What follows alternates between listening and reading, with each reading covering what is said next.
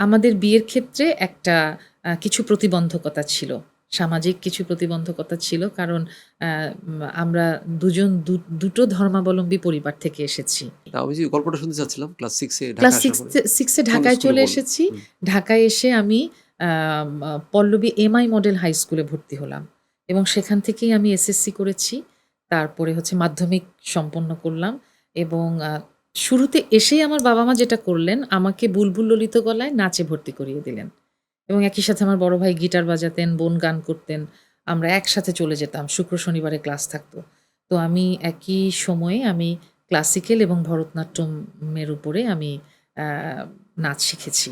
তোমার আ কাছে গান শুনবো একটা শেষে দিই একটা খালি অবশ্যই, গলায়। অবশ্যই এবং কিন্তু তারপর আমি আমার উচ্চ মাধ্যমিক করলাম কোথায় সেটা? আদমজী ক্যান্টনমেন্ট কলেজ থেকে। ও খুব ভালো কলেজ। তারপর আমি বিজনেস ম্যানেজমেন্ট নিয়ে অনার্স মাস্টার্স করেছি ঢাকা কমার্স কলেজ থেকে।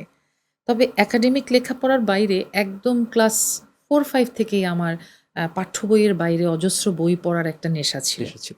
আচ্ছা, কমার্স কলেজে তোমার মাস্টার্স করেছো ওখানে। জি। তো কমার্স কলেজের টিচারের সাথে তোমার বিয়ে হইছে।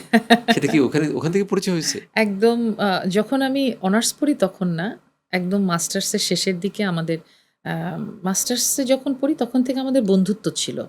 এবং মাস্টার্সটা যখন আমরা শেষের দিকে যাই, তখন একটু, একটু করে আমাদের একটা মানসিক নির্ভরতা তৈরি হয়।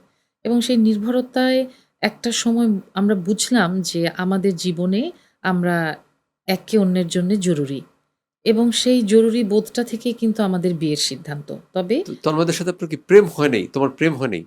আমার জীবনে আসলে একজনের সাথেই প্রেম হয়েছে, সেটা তন্ময়। আমি যিনি আমার গৃহবন্ধু তন্ময় খুবই, সরকার। খুবই মানে খুবই আমার কাছে মনে হয় যে এত ভদ্রলোক একটা মানুষ। খুবই ভদ্রলোক। আমার সাথে খুব ভালো পরিচয় আছে আমি জানি।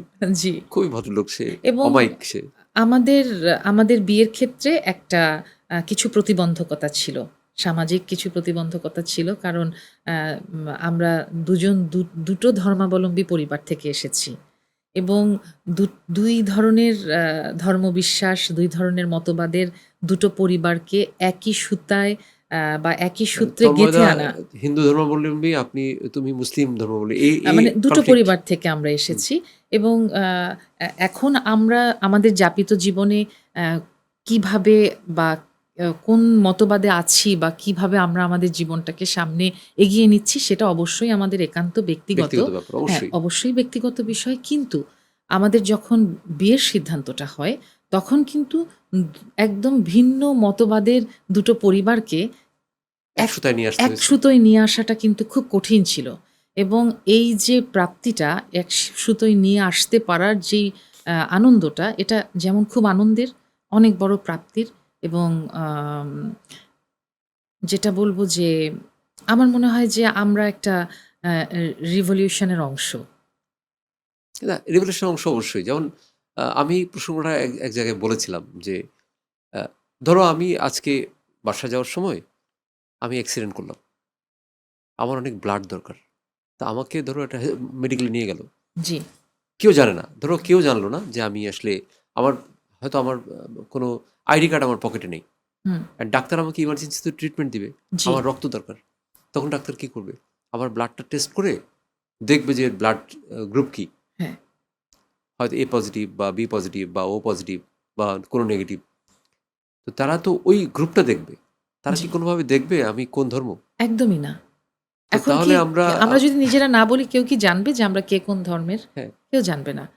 এবং আমাদের বিয়ের ক্ষেত্রে যেটা হয়েছে যে ওই যে বললাম আমার পরিবারে আমার ভাই-বোন, আমার বাবা-মা, আমার পরিবারের সঙ্গে আমার সঙ্গে জড়িত যেই মানুষগুলো, সেই মানুষগুলোর প্রতি কখনোই আমি চাইনি যে আমি বা তন্ময় আমরা কখনো এমন কিছু করি যাতে তারা কষ্ট পাক।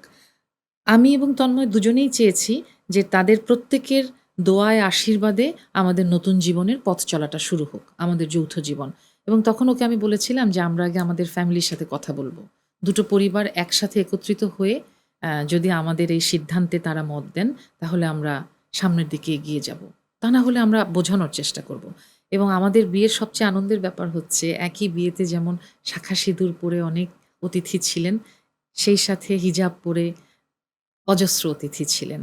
তাই আমার মনে হয় যে আমাদের শিল্পাঙ্গনে এভাবে মিউচুয়াল আন্ডারস্ট্যান্ডিং এর মধ্য দিয়ে এরকম বিয়ে, আয়োজনের বিয়ে খুব একটা হয়নি আমাদের আগে। না সেটা মানে আমি শুনেই আমার ভাল লাগছে। সব এই ব্যাপারটা জেনে ভাল লাগছে এবং তোমাদের তো ২ ছেলে এখন। জি। তোমাদের ৪ জনের জন্য অনেক শুভকামনা এবং আমি তোমাদেরকে দেখে অনেক ভাল লাগে সবসময়। অভিরূপ, হ্যাঁ, আরহাম সরকার অভিরূপ এবং অনির্বাণ সরকার অদ্রিক আমাদের ২ ছেলে। আমার মনে হয় কি যে আমি একজন অভিনয় শিল্পী।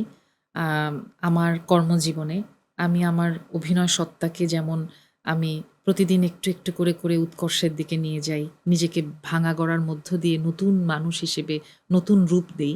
ঠিক তেমনি আমার ২ সন্তানকে যত্ন নিয়ে, সময় দিয়ে তাদের মধ্যে মনুষ্যত্ব বোধটা দেয়া আমার দায়িত্ব। একজন মানুষ হিসেবে মানবিক গুণগুলো তাদের মধ্যে বুনে দিয়ে আমি তাদেরকে তৈরি করে দিয়ে যেতে চাই।